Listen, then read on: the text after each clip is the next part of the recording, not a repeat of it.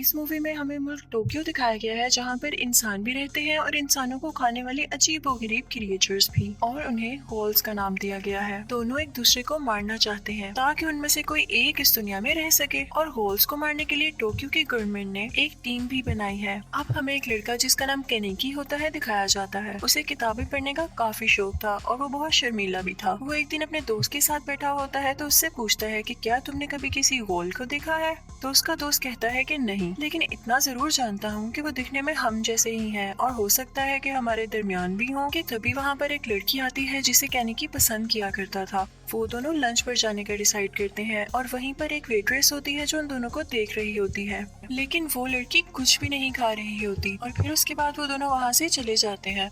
वो केनेकी से कहती है कि मैं भी तुम्हें पसंद करती थी, और इसी के साथ वो उसकी गर्दन पर काट लेती है और वो अपने असली रूप यानी होल के रूप में आ जाती है। वो अपने टेंटिकल्स निकालकर केनेकी की तरफ बढ़ाती है। वो काफी जख्मी था फिर भी भागने की कोशिश करता है और वो लड़की भी उसके पीछे पीछे आती है कि तभी ऊपर से कुछ लोहे के रोड्स आते हैं और उस लड़की पर गिर जाते हैं और उसकी वहीं पर डेथ हो जाती है। अब होल्स को पकड़ने के लिए गवर्नमेंट ने जो टीम बनाई हुई थी उसमें 2 इन्वेस्टिगेटर्स थे जो होल्स के मरने के बाद उनकी बॉडी को चेक किया करते थे और उन्हीं के टेंटिकल्स से अपने लिए वेपन्स बनाया करते थे। वो लोग एक मीटिंग में होते हैं और वहाँ पर बताया जा रहा होता है कि कुछ दिन पहले उन्होंने होल को मारा है और उसकी शर्ट में से उन्हें एक रिंग मिली है और अब वो उस पर इन्वेस्टिगेट करेंगे। अब हम फिर से केनेकी को देखते हैं जो कि अपने दोस्त के साथ एक रेस्टोरेंट में खाना खा रहा होता है, लेकिन जैसे ही वो खाना अपने मुंह में डालता है उसे वॉमिटिंग होने लगती है और वो खाना उसके अंदर ही नहीं जाता। ऐसा इसलिए हो रहा था क्योंकि उस दिन उस लड़की ने जो कि होल थी केनेकी की गर्दन पर काट लिया था और इसीलिए उसके सेल्स भी इसमें ट्रांसफर हो गए। अब यहाँ केनेकी को पता चलता है कि वो चाह कर भी इंसानों के गोश्त के अलावा कोई चीज नहीं खा सकता। अब वो शीशे में देखता है तो उसकी एक आंख भी होल्स की तरह लाल होने लगी थी और अब वो अपना मुंह छुपाकर बाहर फिरा करता था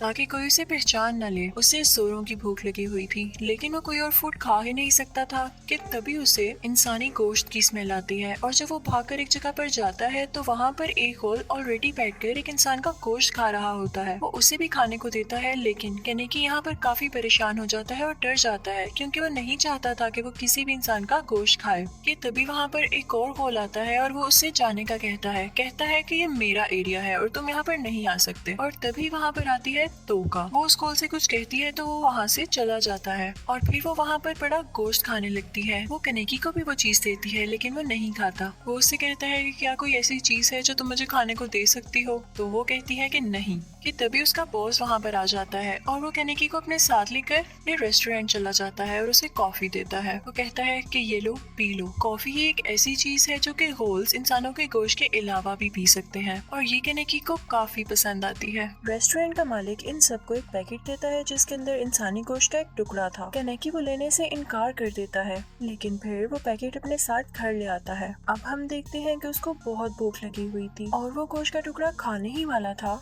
कि उसे अपने फ्रेंड का एक लेटर रिसीव होता है कि उसे यूनिवर्सिटी में केनेकी की कुछ हेल्प चाहिए। अब वो लोग यूनिवर्सिटी पहुंच जाते हैं। वहाँ पर कुछ भी बताने से पहले उन दोनों को वही आदमी मिलता है जिसने केनेकी को मारने की कोशिश की थी। वो केनेकी के दोस्त को काफी मारता है और अपने टेंटिकल्स निकालकर उसे जान से मारने ही वाला होता है कि केनेकी की बॉडी से भी 4 टेंटिकल्स निकल आते हैं और वो उस आदमी को वहीं पर मार देता है। और फिर वो अपने दोस्त के पास जाता है और उसके जिस्म पर लगे हुए खून को चाटने लगता है और जब वो शीशे में देखता है तो उसे वही लड़की नजर आती है जिसके साथ वो लंच पर गया था और जिसने उसकी गर्दन पर बाइट किया था। क्योंकि उसके जिस्म में उसी के सेल्स तो थे, वहाँ पर तोका आ जाती है और फिर केनेकी को उसी रेस्टोरेंट के मालिक के पास ले जाया जाता है और उसके दोस्त को हॉस्पिटल में एडमिट कर लिया जाता है। यहाँ केनेकी को पता चलता है कि यहाँ पर मौजूद सब लोग होल्स हैं जो कि इंसानों को हार्म नहीं करना चाहते।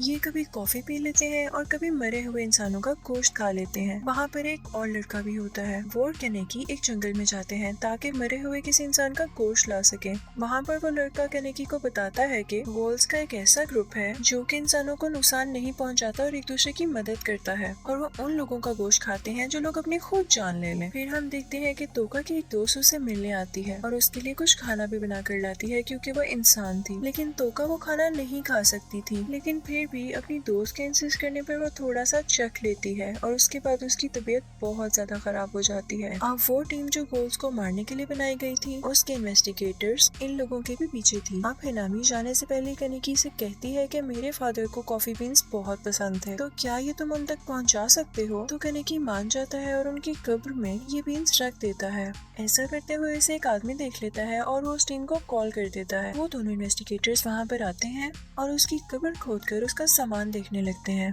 अब दूसरी तरफ हम देखते हैं कि हिनामी और उसकी माँ निकलने के लिए तैयार होती हैं और जैसे ही वो बाहर पहुँचती हैं तो बारिश शुरू हो जाती है। कनिकी उनके लिए एक छतरी लेकर आ रहा था तो वो एक ब्रिज के नीचे रुक जाती हैं कि तभी वहाँ पर वो टीम मेंबर्स यानी वो दोनों इन्वेस्टिगेटर्स आ जाते हैं। वो उन दोनों को हिनामी के बाप का मास्क दिखाता है और मारने के लिए आगे बढ़ता है, लेकिन हिनामी की मॉम हिनामी को वहाँ से भेज देती है। हिनामी जब जा रही होती है तो उसे रास्ते में कनिकी मिलता है और जब वो दोनों वापस यहाँ पर पहुँचते हैं तो वो देखते हैं कि हिनामी की मॉम को उन लोगों ने बहुत जख्मी कर दिया है और फिर हम देखते हैं कि वो यहाँ पर मर जाती है। हिनामी काफी सैड हो जाती है। तोका को जब ये पता चलता है तो उसे बहुत गुस्सा आता है कि अब इनका मुकाबला मैं खुद करूंगी। वो उन पर हमला करने निकल जाती है। वहाँ पहुँचकर इसकी उन दोनों से काफी लड़ाई होती है। लड़ते लड़ते तोका काफी जख्मी हो जाती है तो वो वहाँ से चली आती है। वो कनिकी के पास आती है और कहती है कि हिनामी के पेरेंट्स को उन्हीं ने मारा है, तो तुम प्लीज उन्हें जाकर मार दो। तो वो तोका से कहता है कि ठीक है, मुझे अपनी तरह लड़ना सिखाओ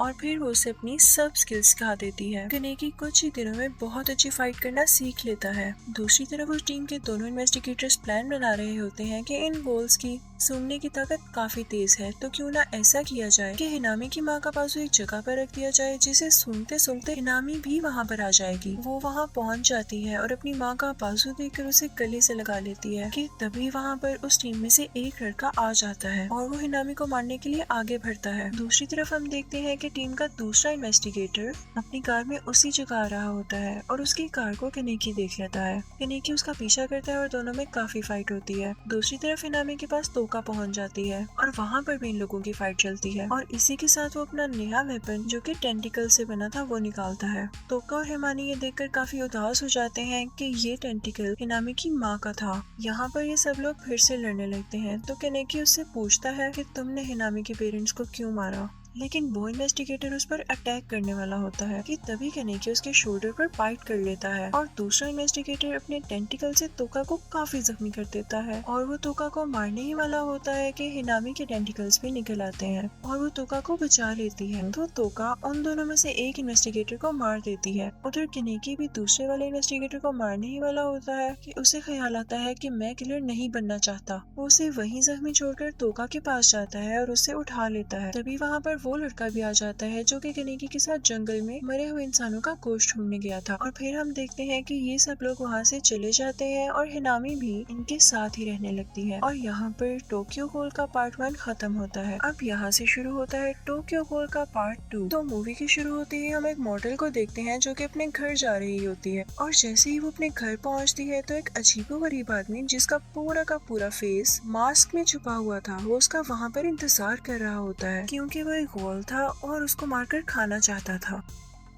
वो उसके पास जाता है और उसकी आंखें खा लेता है और उसके बाद वो उसे बिल्डिंग से नीचे धक्का दे देता है। अब न्यूज में आता है कि एक ऐसा गहोल है जो इंसानों की सिर्फ आंखें खा रहा है। अब हम देखते हैं कि तोका और कनिकी रेस्टोरेंट से अपने घर जा रहे होते हैं और फिर ये लोग उस जगह पर आ जाते हैं जहाँ पर कनिकी ने पार्ट 1 में तोका से फाइटिंग स्किल्स सीखी थी। वो और भी ज्यादा स्ट्रॉन्ग होना चाहता था तो वो दोबारा से उसे फाइटिंग स्किल्स सीखने लगता है। वो उसको फाइटिंग सिखाने के लिए उस पर डिफरेंट तरह से अटैक करती है लेकिन कनिकी खुद को बचा नहीं पाता। तो तोका उसके पास आती है और उससे कहती है कि तुम अब एक गहोल हो और तुम्हें लड़ना आना चाहिए। तुम कितनी देर इंसानों का गोश्त खाए बगैर जिंदा रहोगे? मैं तो कहती हूँ तुम अपने दोस्त से भी दूर रहो क्योंकि अगर किसी दिन तुम्हें भूख ने सताया तो कहीं तुम अपने दोस्त को ही ना मार डालो। अब हम तोका को देखते हैं जो कि काफी उदास होती है क्योंकि उसकी दोस्त को भी नहीं पता था कि वो एक गहोल है और जिस दिन उसे ये पता चल गया तो उसे दोस्ती भी खत्म कर देगी और हो सकता है कि उसे मार भी दे। अब हम देखते हैं कि वो स्कूल में अपनी दोस्त के पास जाकर बैठ जाती होती है।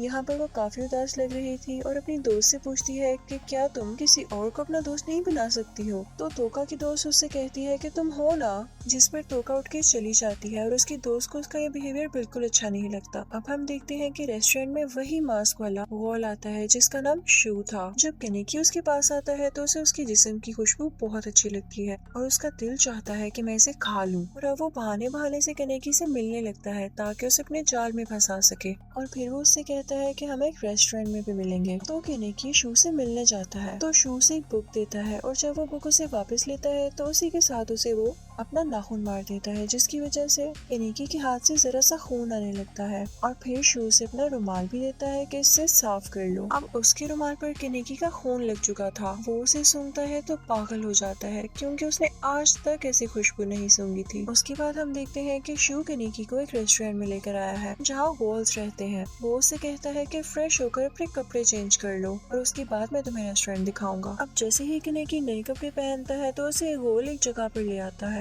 जो कि रेस्टोरेंट के अंदर ही थी। वहाँ वो देखता है कि सब गोल्स काफी मस्ती कर रहे हैं और इंसानों का गोश्त खा रहे हैं। वो ये देखकर काफी अपसेट हो जाता है क्योंकि वो ऐसा करना बिल्कुल भी नहीं चाहता था, लेकिन गोल्स उसे वहाँ से जाने ही नहीं देते। कि तभी वहाँ पर शू अपना वो मास्क लगाए आ जाता है और उन सबको उसकी टेस्ट के बारे में बताता है। बाकी गोल्स को भी उसकी खुशबू काफी अच्छी लगती है और फिर उसे पकड़कर एक टेबल पर लिटा दिया जाता है। और जैसे ही वो लोग उसे काटने वाले होते हैं और उसकी पट्टी उतारी जाती है तो शू देखता है कि उसकी एक आंख तो गोल्स की है, तो वो उसे रुक जाने का कहता है। तभी वहाँ पर वो इन्वेस्टिगेटर आता है जिसे पार्ट 1 में कनेकी ने जिंदा छोड़ दिया था। वो वहाँ पर आते ही सब गोल्स को मारने लगता है और शू और कनेकी वहाँ से भाग जाते हैं। फिर हम देखते हैं कि तोका की वही दोस्त उसके लिए दोबारा से कुछ बनाकर लाई होती है। इस बार तोका को गुस्सा आ जाता है और उसका लंच बॉक्स नीचे गिरा देती है, जिसे देखकर उसकी फ्रेंड काफी अपसेट होती है और वहाँ से चली जाती है। कनेकी भी ये सब कुछ देख रहा था और फिर वो वहाँ से चला जाता है। रास्ते में उसे वही गोल नजर आता है जिसने उसे मारने की कोशिश की थी और ये कहा था कि ये तो मेरा एरिया है।